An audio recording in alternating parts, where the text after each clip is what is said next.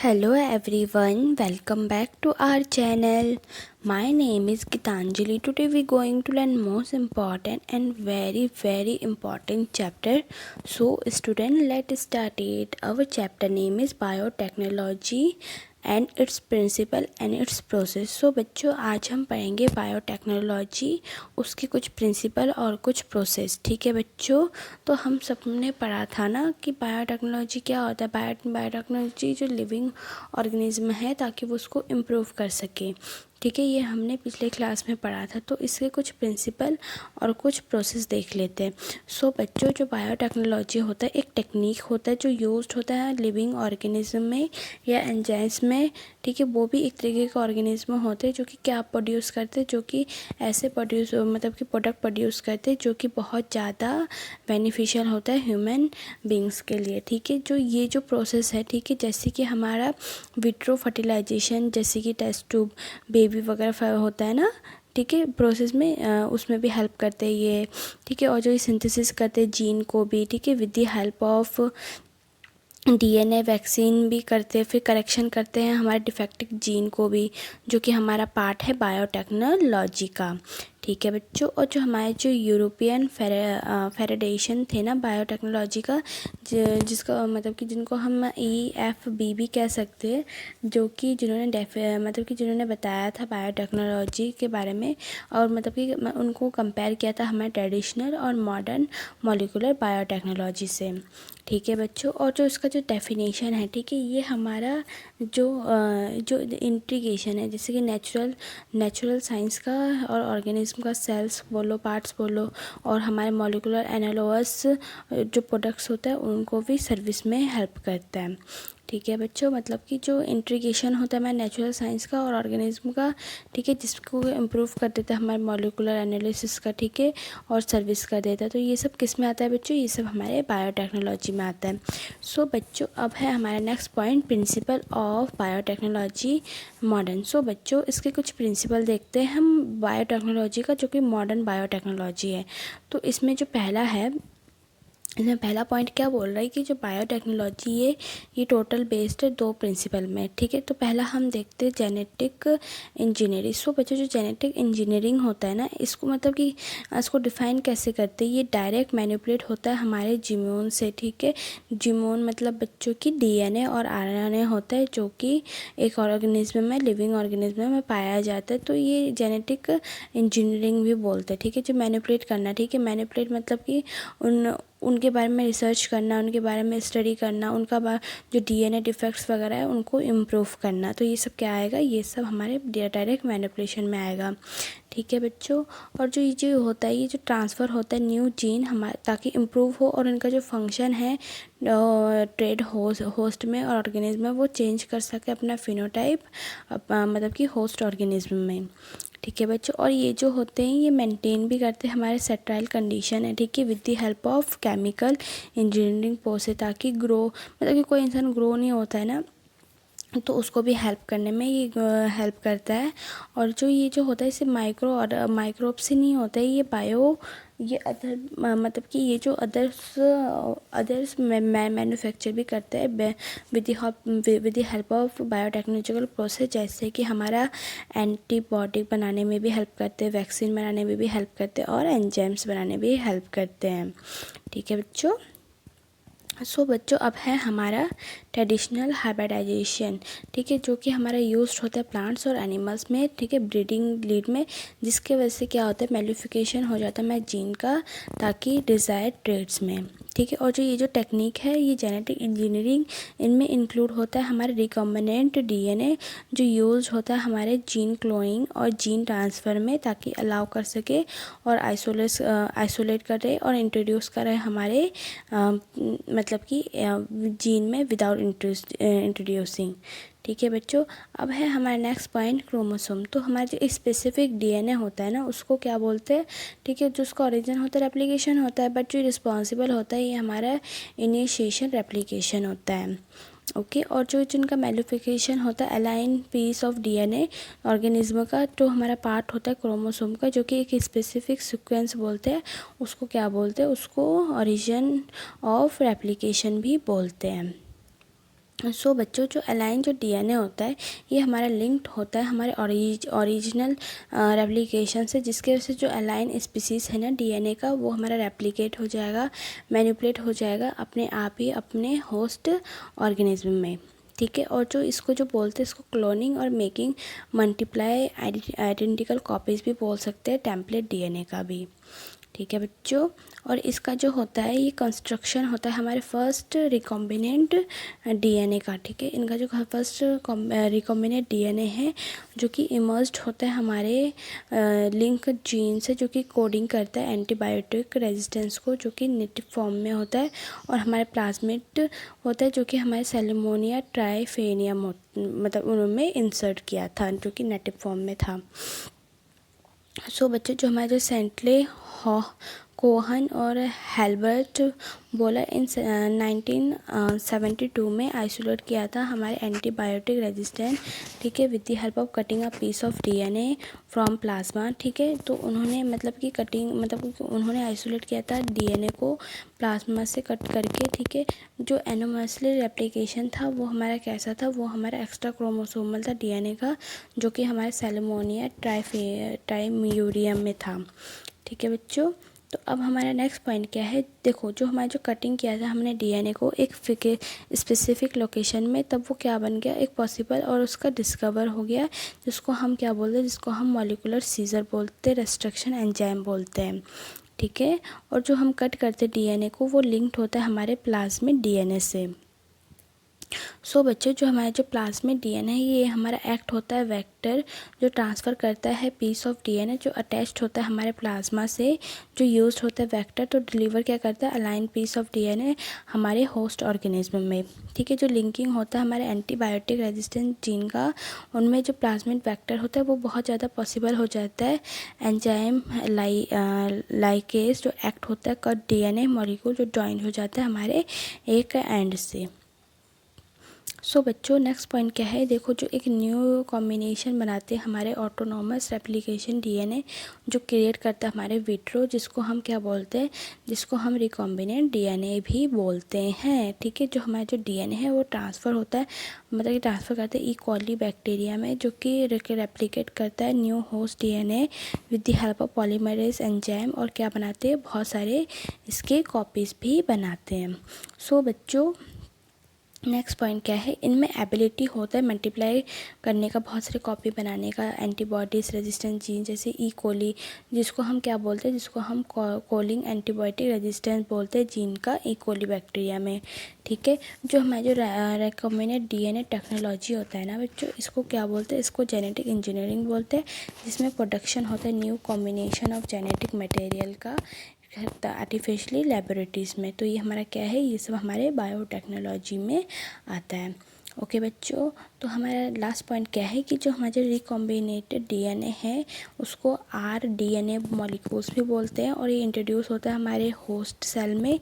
ठीक है, जो कि हमारा प्रोपोगेट होता है और मल्टीप्लाई होता है। ओके बच्चों, इसके कुछ स्टेप्स देख लेते हैं। ठीक है, रिकॉम्बिनेट डीएनए और टेक्नोलॉजी का।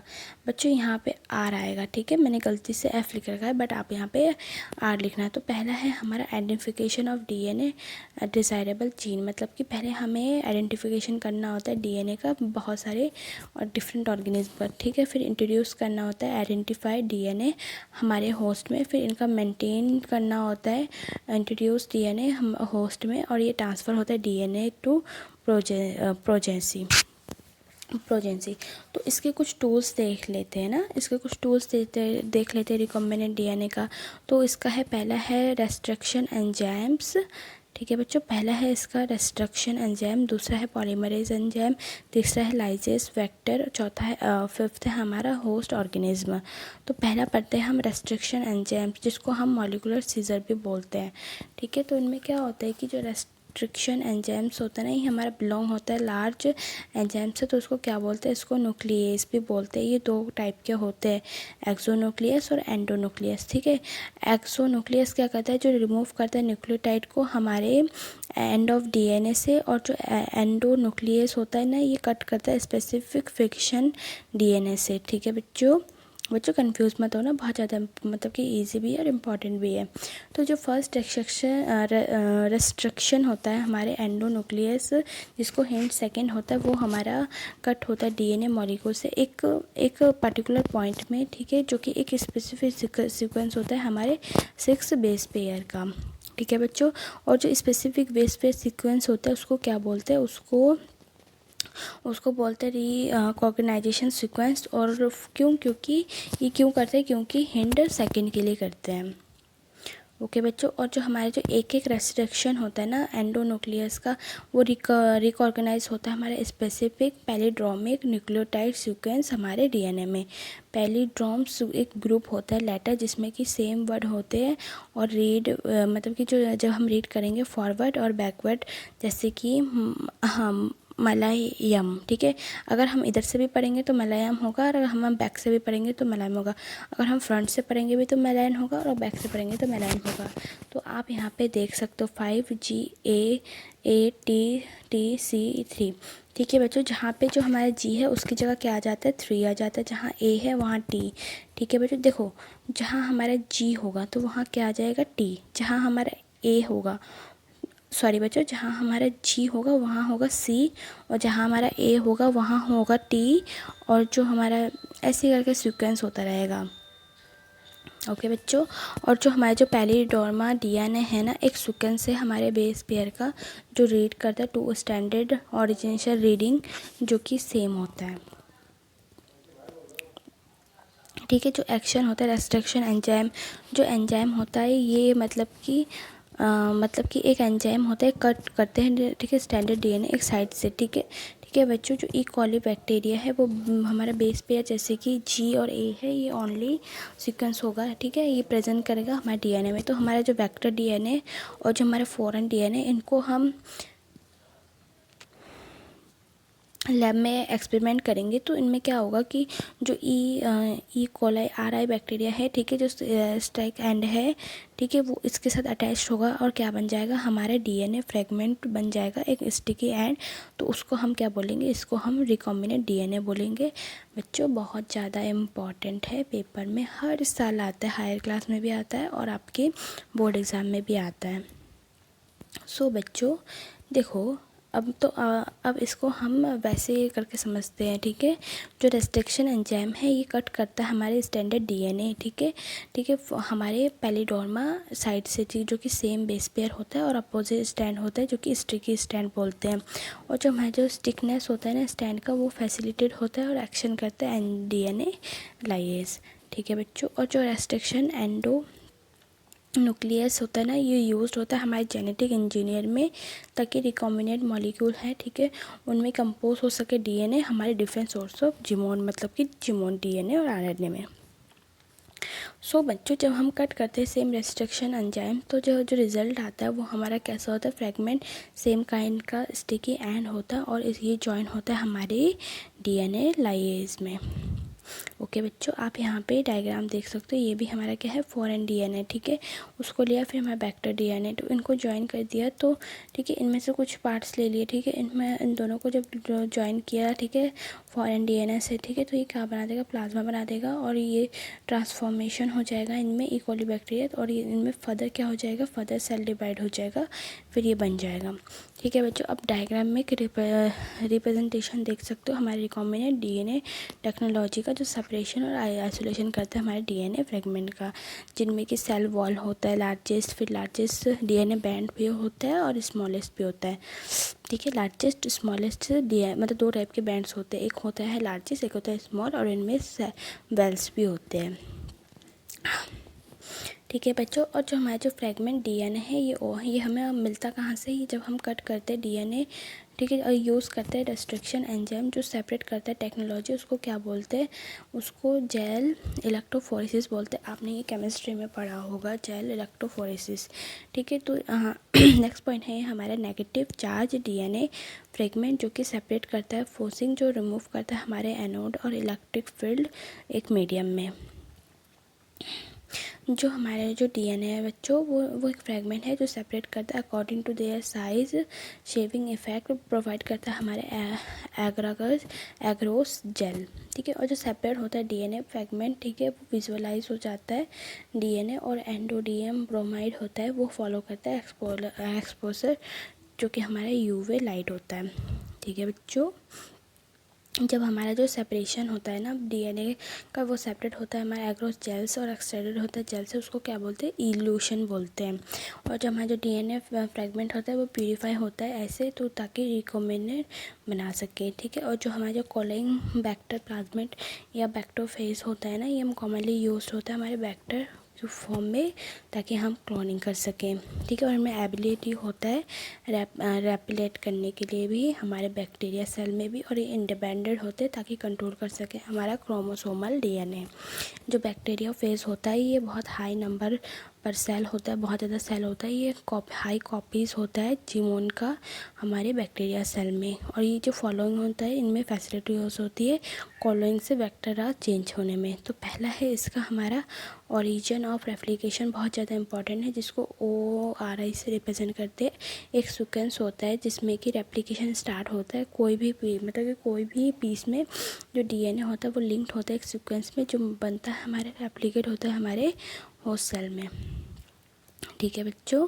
और ये जो सीक्वेंस होता है ये रिस्पॉन्सिबल होता है, कंट्रोल करता है हमारा नंबर ऑफ़ कॉपीज जो लिंक्ड होता है, और ये सिलेक्टेबल होता है मेकर जो आइडेंटिफाई कर सके और एलिमिनेशन कर सके नॉन ट्रांसफर और selective primitive growth of transformation, ठीक है बच्चों। और जो ट्रांसफॉर्मेशन होता है वो प्रोड्यूसर होता है जिसका से पीस ऑफ डीएनए होता है वो इंट्रोड्यूस होता है हमारे होस्ट बैक्टीरियम में, ओके बच्चों। और जो ये जो जनरली होता है कोडिंग करता है हमारे एंटीबायोटिक, एम्फिसिलियम, क्लोरोफेनी कॉल, फिर टेट्रा साइलिन, फिर ऐसे करके बहुत सारे जो यूज़फुल जो होते हैं हमारे ई कॉलाई के लिए बच्चों। अब है हमारा कॉनिकल साइड, बहुत ज़्यादा इंपॉर्टेंट है। इनमें क्या होता है, जो कॉनिकल साइड होता है ये लिंक्ड होता है हमारे फॉरेन डीएनए से, ठीक है। और वेक्टर जो कि जिनमें सिंगल रिकॉग्नाइजेशन साइड होता है जो कॉमनली यूज्ड होता है, रेस्ट्रिक्शन एंजाइम जो प्रेजेंस होता है वो बहुत रिकॉग्नाइजेशन साइड जो वेक्टर जो जनरेट होता है सर्वल फ्रैगमेंट में और कॉम्प्लिकेटेड हो जाता है जीन कॉलोइंग में। और जिनका एग्रीगेशन होता है फॉरेन डीएनए का वो कैरिड होता है रेस्ट्रिक्शन साइट में, एक वन साइड में और 2 एंटीबायोटिक रेजिस्टेंस में। आप यहाँ पे डायग्राम में देख सकते हो, ठीक है बच्चों। तो इसका प्रोसेस क्या है, ठीक है। Process of recombinant DNA technology, recombinant DNA technology जो कि सर्वल स्टेप्स के होते हैं। पहला है हमारा आइसोलेशन ऑफ डीएनए, दूसरा है fragmentation of DNA by restriction, तीसरा है हमारा isolation of a desired DNA fragment, चौथा है हमारा ligation of DNA fragment event vector, फिर ट्रांसफॉर्मेशन होता है रिकॉम्बिनेंट डीएनए का हमारे होस्ट में, और कल्चर होता है हमारे होस्ट सेल एक मीडियम में, ठीक है। एक्सट्रैक्शन होता है डिजायर्ड प्रोडक्ट में। तो पहला है हमारा आइसोलेशन ऑफ जेनेटिक मटेरियल। इनमें क्या होता है कि जितने भी जेनेटिक मटेरियल होता है ना ये आइसोलेटेड होता है हमारे माइक्रो मॉलिक्यूल्स में with the help of enzyme, ठीक है, जैसे कि लाइसो एंजाइम जैसे बैक्टीरिया से लिया गया है, सेलुलोज जैसे प्लांट से लिया गया है, और चिटिनेज जैसे फिर फंगस से लिया गया है। जो हमारा डीएनए सेपरेट है ये रिमूव्ड होता है हमारे स्पूलिंग से, स्पूलिंग की मदद से। जो हमारा जो डीएनए है ये रिमूव होता है, ट्रीटमेंट करेंगे राइबो न्यूक्लियस जिसमें कि जो प्रोटीन है वो रिमूव होता है with the help of protease, ठीक है। अब हम कटिंग करेंगे डीएनए एक स्पेसिफिक लोकेशन में जो कि हमारा यूज्ड होता है हमारे रेस्ट्रिक्शन एंजाइम और एग्रोस जेल इलेक्ट्रोफोरेसिस करते, ताकि ये चेक कर सके हमारे रेस्ट्रिक्शन एंजाइम और डाइजेशन को भी, ठीक है। जब हम ये कट कर लेंगे, ठीक है, सोर्स ऑफ डीएनए, ठीक है, और as well as vector DNA, तो एक स्पेसिफिक रेस्ट्रिक्शन एंजाइम होता है ताकि वो कट कर सके जीन इंटरेस्टेड जो कि एक सोर्स होता है हमारे डीएनए का। सो बच्चों अब है हमारा एम्प्लीफिकेशन ऑफ जीन में क्या होता है कि इंटरेस्टिंग होता है, ठीक है, जिसको हम PCR जैसे कि पॉलीमराइज चेन रिएक्शन भी कहते हैं, जिसके वजह से क्या होता है कि जो मल्टीप्लाई कॉपीज़ होती है ना डीएनए और जीन की वो इंटरसेक्ट करते हैं हमारे विट्रो में जब हम यूज़ करते हैं प्राइमर और एंजाइम जिसको हम क्या बोलते हैं डीएनए पॉलीमराइज भी बोलते हैं, ठीक है। आप यहाँ पे डायग्राम में देख सकते हो ना, ये हमारा क्या है बच्चों, ये हमारा रीज़न है एम्पलीफाइड का। ये हमारा डीएनए है, उसको जब हीट करेंगे तो हमारा जो प्राइमर्स है वो हमारा क्या बना देगा, वो हमारा डीएनए पॉलीमरेज जो जिसको हम टैग भी बोलते हैं, टैग पॉलीमराइजेस, साथ में हमारा डीऑक्सीराइबोन्यूक्लियोटाइड है वो जॉइंट हो जाएगा 30 साइकिल के बाद। तो ये क्या हो जाएगा, ये एम्पलीफाइड हो जाएगा। सो बच्चों अब है हमारा पॉलीमरेज चेन रिएक्शन। तो इनमें क्या होता है कि ईच साइकिल होता है ना 3 स्टेप होता है। पहला होता है डीनेचुरेशन, बी होता है हमारा प्राइमरी एनेलिंग, चौथा सी होता है हमारा एक्सटेंशन ऑफ प्राइमरी। ठीक है बच्चों। और जो हमारा जो रिपीट होता है एम्पलीफिकेशन, ये क्यों होता है, जब हम यूज़ करते हैं डीएनए पॉलीमरेज आइसो, जो कि हम कहाँ से लेते हैं, हम बैक्टीरियम से लेते हैं, थर्मस एक्वस से भी लेते हैं, जो कि रिमेन एक्टिव होता है हाई टेम्परेचर में भी, जो इंड्यूस कर सके डीनेचुरेशन में और डबल स्टैंडर्ड डीएनए में भी। ओके बच्चों। और जो हमारे जो इंसर्टेशन होता है ना रिकॉम्बिनेंट डीएनए का हमारे होस्ट सेल या ऑर्गेनिज्म में, जिसमें हमारा इंक्लूड होता है रेसिपिएंट सेल जो कॉम्प्लीमेंट तक रिसीव कर सके और जो हमारा डीएनए है वो प्रेजेंट हो हमारे सराउंडिंग में। ठीक है, जो रिकॉम्बिनेंट डीएनए है ये हमारा किस में बियर होता है, ये हमारे रजिस्टर में बियर होता है, जिसकी वजह से जो एंटीबायोटिक होता है वो ट्रांसफ़र होता है हमारे इकोली सेल में और हमारे होस्ट सेल में, जो कि ट्रांसफ़र कर सके हमारे एम्फीडियम रेजिस्टेंस सेल में। ओके बच्चों, thank you for watching my video and do not forget to subscribe and share with your